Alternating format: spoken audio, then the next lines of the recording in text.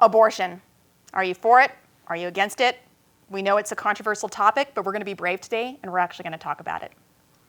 I have some questions for you. Hey, brave girl, how you do the things that you do?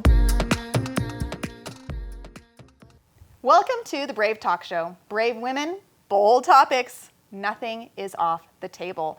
In today's episode, we are getting bold. We're talking about the one thing that a lot of people don't want to talk about because the debates can get hot, but today we're actually going to seek to understand, and that is the topic of abortion. In light of the leak that came out about the Supreme Court possibly overturning Roe versus Wade, the discussion on abortion is back in the social media threads, and there's a lot of very passionate opinions on both sides of the argument. Today, us four women are going to talk about it. We're going to share our thoughts, our opinions. We're going to seek to understand one another.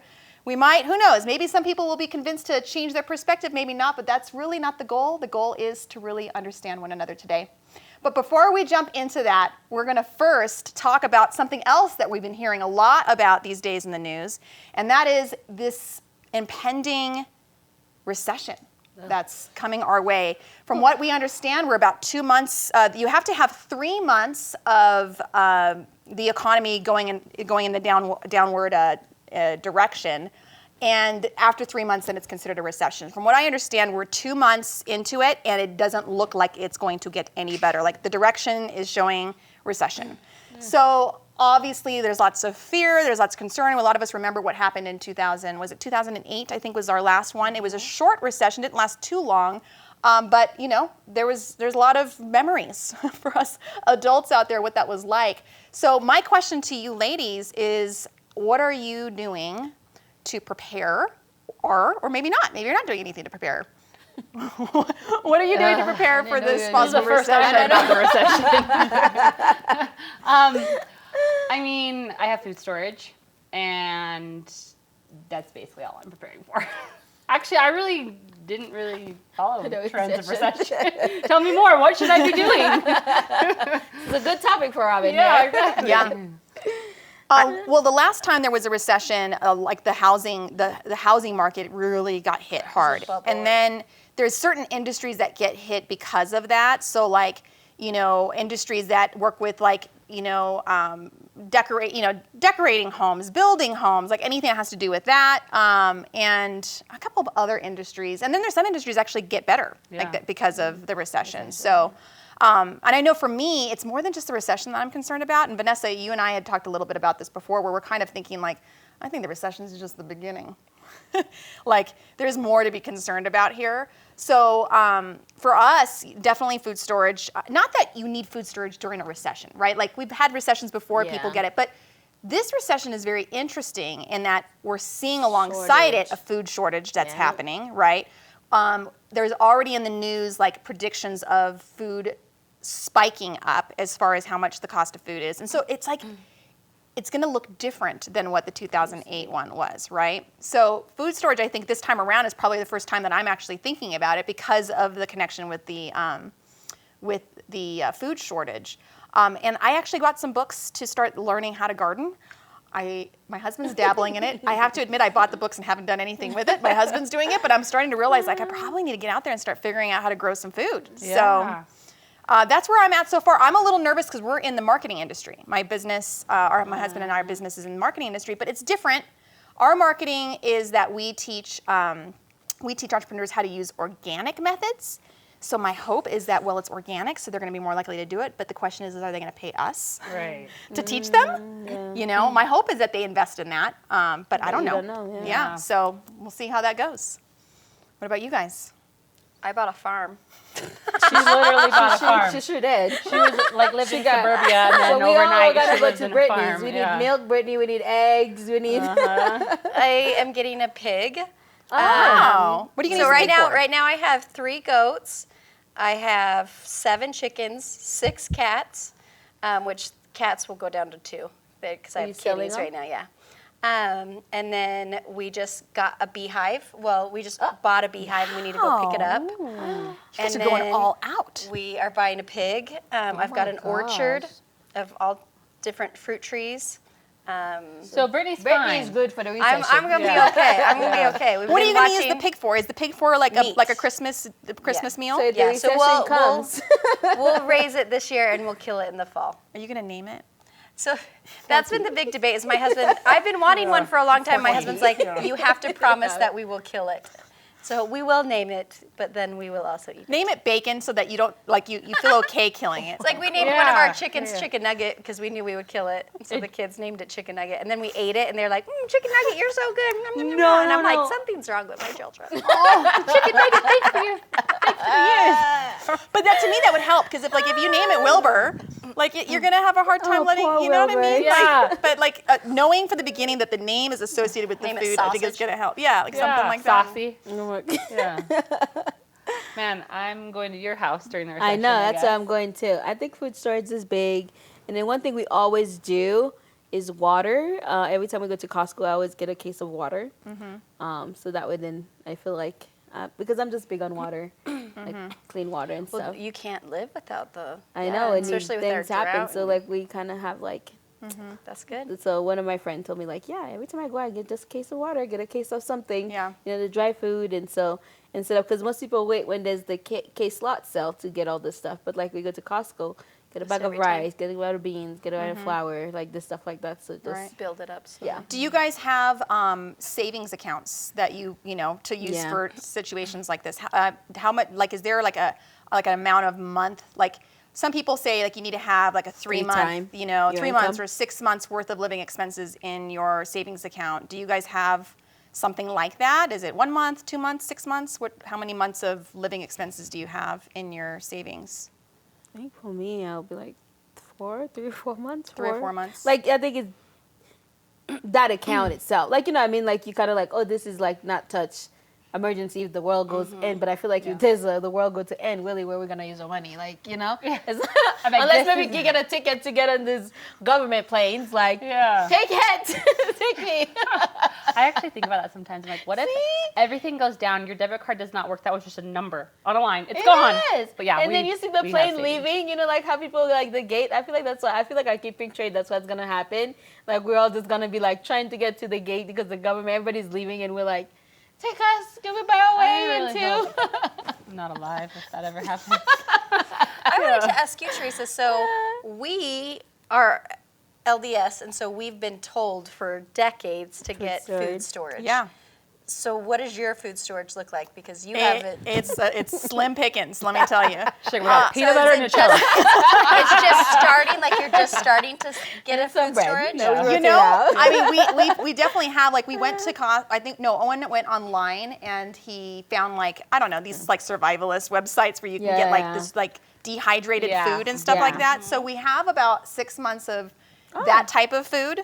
But as far as, like, what I see in LDS basements, like, 5 bags of, 10-pound bags of rice, and they got, Yeah, I mean, we flour. went over to my husband's uncle's house, and I was amazed. He probably had, 2 years worth of food Oh, that's a storage in lot. there. I mean, maybe I'm wrong. I'm a Californian. Like, to me, it looked like 2 years worth. But it Yeah. was, like, seriously, like 5 or 6 10-pound bags of rice, Yeah. and then, like, these huge jars of, like, Prego pasta sauce. And, like, but you can, when I was looking at it, I'm like, okay, I can see the meals. I can see what they've come Yeah. up with. And they Yeah. probably came up with, like, 5 or 6 meals That could use. that's like with rice and pastas and like different types of basics like that.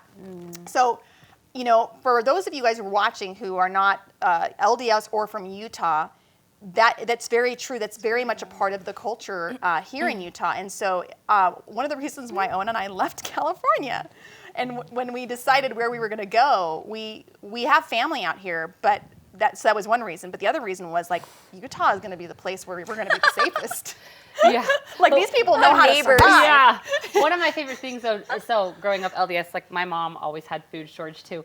But like, as like a kid growing up, I always assumed like, oh, well, if the world comes to an end, I'll just eat Mom's. And so now that I'm like my own mom, I'm like, we got nothing. Like, we're going to Mom's. No, we have the same thing. Like, I didn't buy like the wheat and the all that kind of stuff. Because I joke with my mom, I'm like, Mom, like if the world comes to end, like what are you gonna do with 9 pounds of barley? Like you don't know how to grind it. You don't like Get a grinder. like you, Not a yeah, grinder. but like really, guys, I really no. We have take one out your plug in. bucket. Let me tell you, but listen though, if No, go if you the last- to foodstorage.com. I got myself fettuccine Alfredo. I got myself all the things I need. Boom, so put you over will fire, notice done. that there is the bougie food storage. No, and what then I'm saying is mine fits in like 5-gallon oh, buckets. the bucket. We got the Yeah, buckets and my too. mom's got like, I'm like, you've got rice, Yeah, so barley, we have- barley. Yeah. You're gonna Ours die. is kind of like that too. It's like the buckets Yeah. too, like Yeah. buckets of like that comes in. But we also have the like Yeah, we've the got all of rice, it. and then we Yeah, got yeah, I yeah. just added suckers. That's a I You just gotta have bought- some fun. I just bought like Yeah. $200 But no, worth of you know what candy we and put it in did? our food storage. That's My a husband's good like, idea. "You're," I'm like, When "You've you gonna been need it. eating wheat Yeah. all week. You're You're gonna gonna be need it. loving the sucker." So my dad did this for us, and we've been doing it, kind of keeping backpacks in our cars or somewhere. So and then that is like a, because Utah Grab winter, bag? you never Oh, you understand can what's go. gonna. So we have like socks, a blanket, coloring books in there for the kids have theirs in there, books, and then we have dry fruit in there and water, and we rotate it out. But it's kind of like in a place like if we have to like, and then we have like plastic bag, like things to just kind of. Like a pair of Yeah. pajamas, like things like that. So we have that, and like our kids can just 72 grab it hour and go. kit. So I we think kind of those are so smart. As we watch on the news, the world, those people in Never Ukraine know. and Pick up It and has go. to pack yeah, up and go. so many refugees. You just gotta go, Right. so you gotta have it ready. This So, could be a whole yeah, episode. I was going to It's a ask, whole like, I would love episode, to yeah. learn more about it and really get better at it because I think a lot of us, we've been so accustomed to just the luxury of living in the United Of States. a grocery store. And we really haven't really prepared. And I think that we've taken it for granted and we're a bit naive. And, let's look at history. Like the clock's a ticking. This ain't going to last forever, So I think, hopefully people time. start thinking a little bit more about it. And I think the only thing is to Anxiety. maybe don't go and take over the shelves. Like think of other people too, if it comes Go buy down to all the that. You know toilet what Well, I mean? I feel like you avoid hoarding and taking over the If shelves you if you're slowly preparing every now. time, Like yeah. I don't need 10 gallons of Costco water when I already have 10 gallons because I've gone Thank for 10 you, months. yes. Like just start prepping now. Yeah. And that's why I smart. said, like, when you go to the store, get a thing. So that way, then when it's like, oh, toilet paper, like, when that whole toilet paper thing, like, I was in a line waiting for toilet paper because that's been something, like, So it just start now. So then it's not, like, rushing to the store and then taking everything. And Yes, or like what happened everybody even have with nothing. COVID, like all of a sudden, like the toilet paper Yeah. shortages and all those weird things that were And happening. then at the same time, like, who had diarrhea during COVID? I didn't. I got a bidet. Now we weren't seeing other did? people. I did. using I bought a that bidet. I'm like, virus. I don't want to have to worry about that shortage at all. And once you go bidet, ladies, you don't go back. Let me tell you. Hey, that would Hey. have been a great solution. I know. Why didn't anyone think of that? Like, someone should have gone on social media and be like, you don't need toilet paper. I think bidet Here sales is the went bidet up, like leak. skyrocketed. Really? Yeah. I'm like, Do you have I a think, bidet? where have I been? I think need a everybody bidet. did. I don't have one either. I guess I'm still the only one wiping with toilet paper. That was good. All right, well, let's move on to the heart of our episode today, and that is really talking about the controversial topic of abortion. My grandmother always told me never talk about politics or religion, and I'm like, why not? Let's talk about it. So Take that, Grandma. I know, we're going to talk about it. The first thing that I wanted to ask, and I really would love to have the conversation really organic as much as possible, but I think it would be a great place to just start, is do you guys actually align yourself with any of the political stances, like pro-life or pro-choice? But typically, I don't know all of that it anything in involves? between, but do you align yourself with that? I don't know if I would say all of that. I would just say, do you pick one? Or do you have one? And then maybe, I think there's probably going to be nuances in every single one of us as to I don't know if there's anybody that's 100% Pro-life, maybe. but- I mean, I don't know. Yeah. But I think that's a great place to start. So what do you guys say? What are you? I consider myself pro-life. Yes. Same here. Pro-life. Pro-life. I am pro-choice. All right. All right. I'm not abortion. I'm anti-abortion, but I'm pro-choice because I feel like there's so many things that entitled to just be like, I'm pro-life.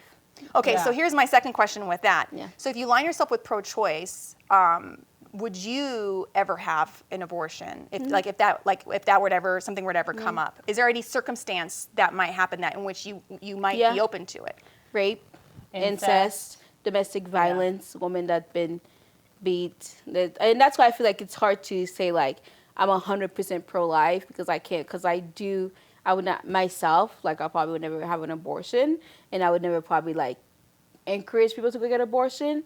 So that's why I stand with the pro-choice. That's why I can't say I'm pro-life, because there are, especially in the field that I work in too, I can't sit there and because this topic to me is really hard. So my thing is coming into this is like, I'm just going to follow the flow of the conversation, because I feel like against you three, I probably have like a far off different, because these like people where I feel like online people, it's easy to have opinion, right? Because you just see it and you have an opinion. Where me, it's my job. I live in it every day. And comments like, and the reason I guess I'm just going to give my little sense of why I'm pro-choice. Comments like, I'll adopt your babies. There's so many more options. It's a murder. But then like right now I'm working with a kid that was adopted because the mom couldn't have an abortion. And that child, 13-year-old, now he's 16, but I've had his case for 2 years. And the result of his life because of that has been horrendous for him. You know, maybe you never know, but we just finally find his bio mom. And the mom was just like literally sobbing. She's like, I helped handpick the adoption for my child. I helped handpick because I had already had a kid. And then people's like, no, you have this kid. Like, no matter, like, this is what you do. She gave it up. That child had been sexually assaulted. He's been in like so many places. His parents didn't care for him. The minute he turned 5, they were just like, we don't love him. They literally tuned him into the state, signed their rights away, not even telling that child they were giving him away for adoption. Right now in Utah, we have a high caseload of failed adoption. And so when I see these comments and like, and I always see people like, people have abortion because they celebrate it. I have never met a woman in my career that have celebrated their abortion. I have women that are go in psych hospital because of the regret of the adoption, the trauma that come with it, the guilt that come with it. So it's really hard for me. And I think I would be pro-life if there was resources put in place for these women that are pregnant, when they get pregnant, or before they get pregnant, to help with like when in Utah, the reason kids have abortion is because of religion. Like we were talking earlier with the teen thing, because of parents disowning their kids, because of the reaction that they're pregnant, right? And then so they are afraid to go tell the parents, so they went the unsafe way to get rid of that child, all right? We've seen people that find out they're pregnant, that you guys see the video of the girl that gave birth and then drove to a parking lot, put the baby in a plastic bag, and put it in a dumpster. And that baby was there for 16 hours until somebody was digging to the trash can and heard the baby crying. So those are the result of the lack of resources and lack of what's missing. So I would stand behind pro-life all day long if there was something in place to help those instead of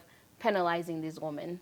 So that's why I'm like that. So one thing that my husband and I have been able to get behind is there's something called Save the Storks, and I know that there are different things that are similar to this, but this is an organization that we donate to monthly, and we found it to be the bridge between pro-life and pro-choice, because they're mobile ultrasound units. So they have like this RV that they make into an ultrasound clinic. They park outside, and then they park outside abortion clinics, and they offer free ultrasounds to women who are on their way to get an abortion. So women can go, they can accept it. There's no pressuring or anything. They're like, hey, would you like a free ultrasound? They found that 9 out of 10 women who come and see their baby on an ultrasound choose life for that baby. They give them all the resources they need. It's not just a free ultrasound and then, okay, see ya, peace. See ya, right. It's, okay, let's get your contact information. Here's all of our resources that we can help you with if you would like to adopt it, if you'd like to keep it.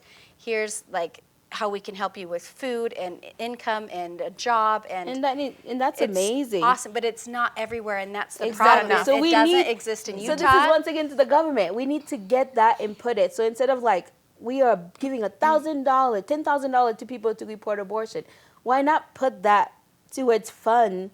If somebody is pregnant, we give those resources.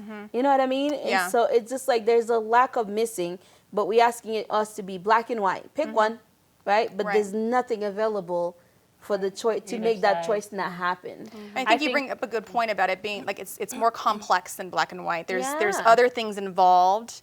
So interested in what you're saying. Yeah, I was just gonna say, like when you first brought it up, like I feel like a lot of us align with one side majority, but like I still have a lot of little nuances that would put me.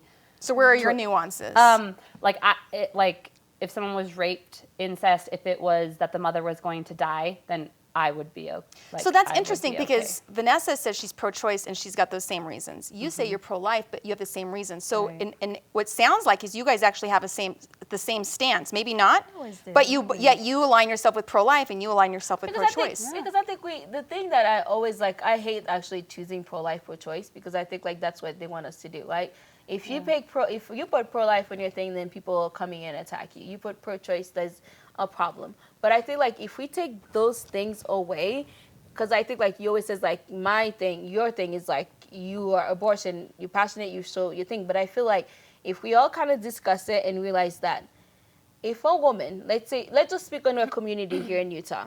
Because here in Utah it happens a lot of the time. We just don't know, and I can tell you, just keep it hush hush. It happens a lot, and to be honest, it's call me out if you want to. Parents taking their teenager to have abortions. Because they got to keep the face. Shame, they got to keep the face, yeah. Because of that. But then the same people will sit there and sit pro-life all they want. But it is happening. They've taken their kids to do it because there's a shame that comes behind it. But I'm telling you, if it, once again, start in the home. Educate your kids. Like we talk about this all the time here. Sex is not a freaking thing to scare your kids about. Talk about it. Abstinence is the goal. I will say that for sure. Abstinence is the goal. But you also have to have the conversation about your kids. You know what? Don't be naive enough. Don't be naive that it's not going to happen. So you have to open this conversation in the home and letting your kids know, like, if you're going to have sex, protect sex. And being on the pill is not a sin. Because those are what the kids are saying. Oh, getting on the pill is a sin. Like, I shouldn't, birth control is a sin. Like, it's just. But then they're willing to have sex. So to me, it's like, come on, pick your sin. Which one you're going to, if you're going to sin with this one, then sin with that one. Thank you. So it's just like a greater, like, and that's what I've seen it and I've heard it. And I feel like if we just start in the home with this conversation and educate our kids, and that, like I say, I have a 14-year-old that pregnant, that parent could have lost it. But when that child came in and was like, I made a mistake. Like, I'm pregnant. Like, and I know I don't want to go to a clinic and have an abortion, but like I know you probably hate me, because she called our office to have us go with her to talk to your parents because she did not know what that was going to be like, and which was amazing because she went and did that, because she could have gone the other route and go and do something, you know, like abortion, or try to hurt herself, exactly. So that resources, like having the conversation in the home, that your kids feel comfortable and knowing that maybe they can go to somebody, like an aunt, a safe place, a safe space for your children to feel like they can come to you and have that conversation. And as a parent, to be like that unconditional love. Yeah. One of my questions is, why don't we talk more about birth control? Well, and I wonder if what she was bringing up, is people think it's a sin. It's known as that. It's like it's a sin. You know, it's just like outside of Utah too. Yeah, it is. I think it's more here than most places. But I think it's definitely a Christian, a Christian-esque type of. I don't know about the Muslim beliefs when it comes to birth control, but I know in Christian circles, the only one that is the Catholics. The Catholics believe it's a sin 100%. The evangelical community, for the most part, I think is pretty open to it. There's some difference. I've seen some differing views on the IUD specifically as that being something that actually causes an abortion inside you, and that's why you don't get pregnant. That's been like some of the talk. So, but I know people that are in the Christian community on both sides of that. Some that say that's a wives' tale. It's not true. Yeah. Some that say no, it is true. So I would do birth control, but I wouldn't do an IUD. You know what I mean? But I think the general any Bible-believing Christian does believe that premarital sex is a sin.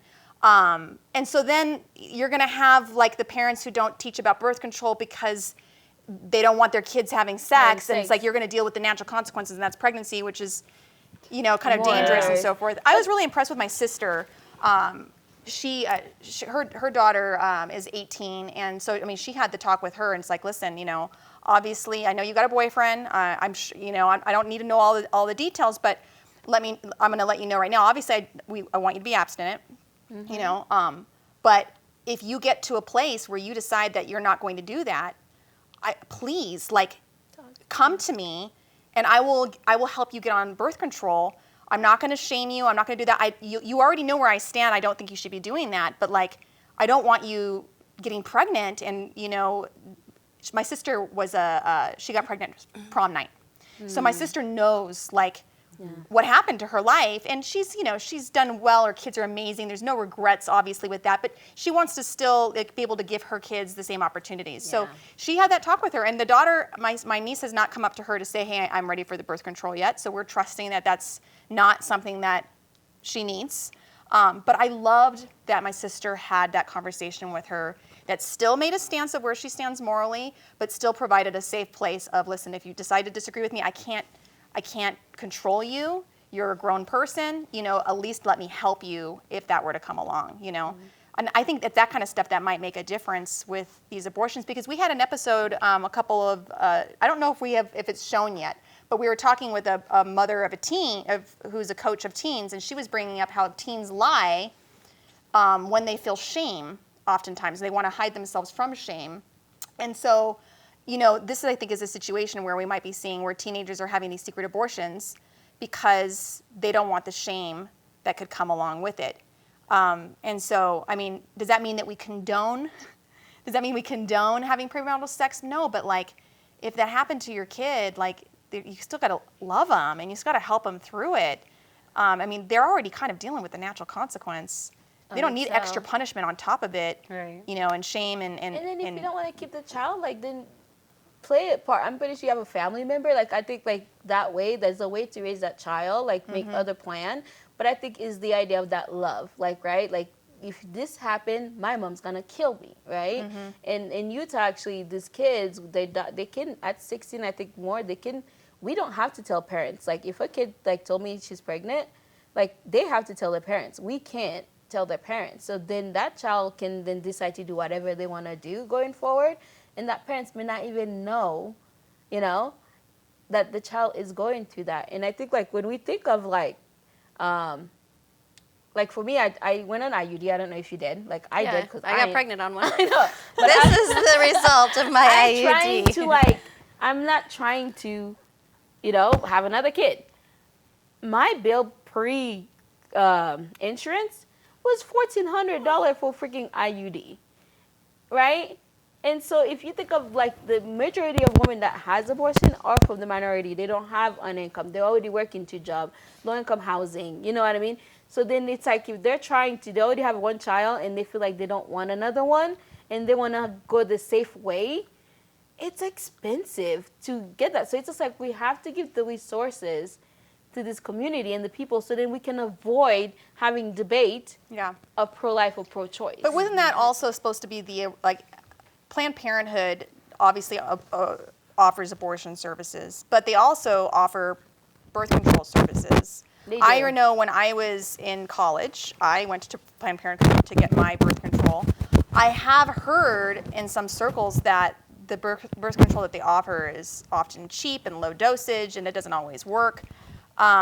But I know that I was able to get mine for free. Yeah, they do. So they have a service, so we actually do it. And I think that's the thing, too. Like, we can attack Planned Parenthood all we want, but the number of abortion they do is really low. They offer way more service. Then I think people don't know that. And people are scared to go there because they think when they go there, people are thinking they're coming in for abortion. So people avoid those locations because they're like, I don't want people thinking I'm getting an abortion. I'm not. I'm just getting birth control. They're camping out there. I did a paper on it. You walk in there, there is people there, like, with their thing, calling your name, and you're just like, I'm not even pregnant. Like I will take my teen youth to go there to get stuff, and people just want to avoid it because the last thing they want to do is feel, like, attacked that they're going to do something, but they do have a lot of resources. They do mammograms. They do have the birth control, and I think, like, even the IUD, they do it for, like, super low copay, and even if you can't pay it, they'll just do it for you.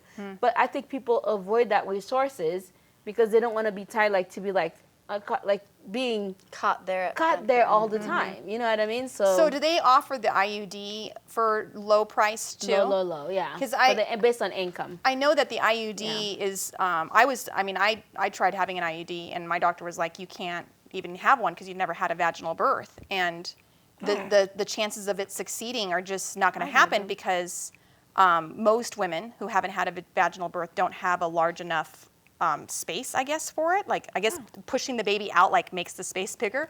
But I was like, can we try? And she's like, yeah, sometimes it happens. Like, people like you, for example, it worked out. So I tried getting one, and nope, didn't work. So I got didn't fit an the bill. IUD before I'd ever had sex too, before I got married, because I was thinking I was going to dental hygiene school, and I was like, did not want to get pregnant. Yeah. And they told me the same thing, like, we don't recommend it for people who've never had sex or babies because of like the size. I made them do it anyways, and I ended up bleeding for 2 years straight, like never stopped. Because it was probably too big, and it was probably irritating. Yeah, and at the time we were newlyweds, and we paid $1,000 for it, so we were like, don't take it out till you want to have kids. And then I had kids and whatnot, but yeah, like they are expensive and different There's things. always condoms too. Yeah. Like condoms are the cheap birth control, but I feel like if we shifted, instead of hating and going polarized black and white for pro-life, pro-choice, if we talked about how we were similar, you know what I mean? Yeah. I agree with those same issues that you guys. I align more with pro-life because I do believe life begins at conception. And I do believe that if you got yourself into that choice, or if you had unprotected sex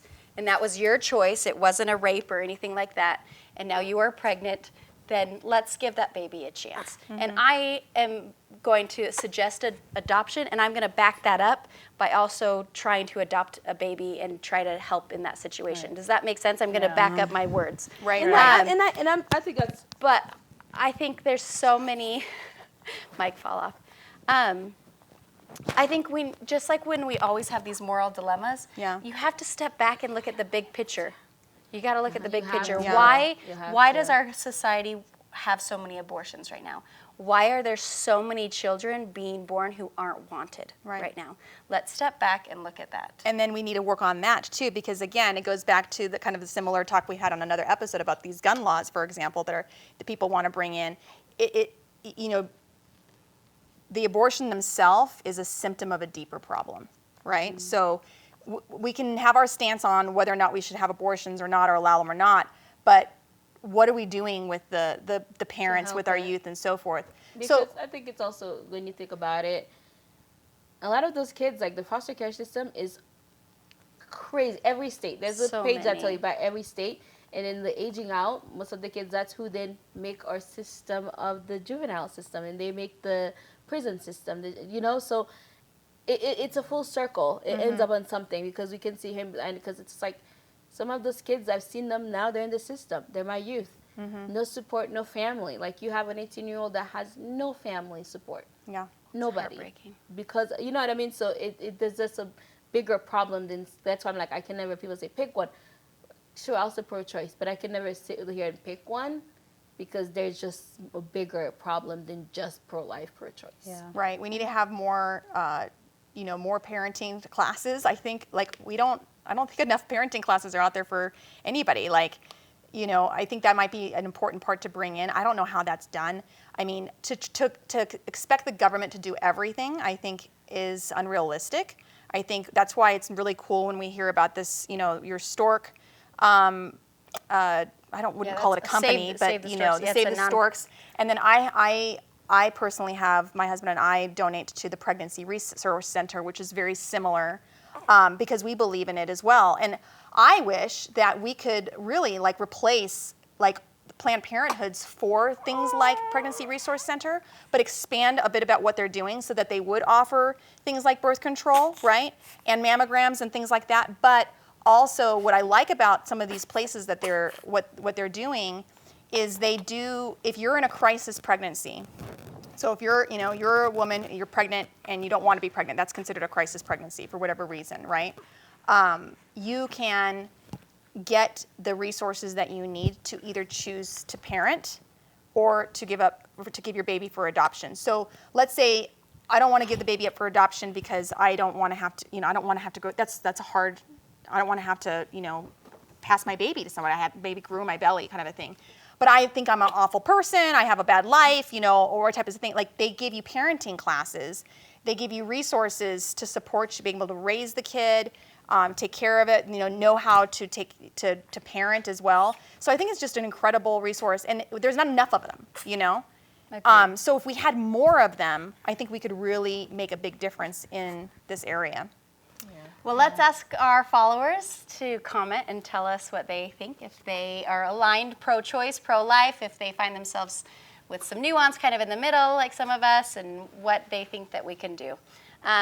So it was really good. Yeah. All right. Well, thank you for watching this episode of the Brave Talk Show. If you liked this episode, please take a look at the other videos to the left, or is it to the right? I think it's to the right. We have plenty more for you on all sorts of other topics, and we can even go deeper on this topic in the future too if you want to hear more, because I know this was kind of a short episode and we didn't dive as deep as we could have.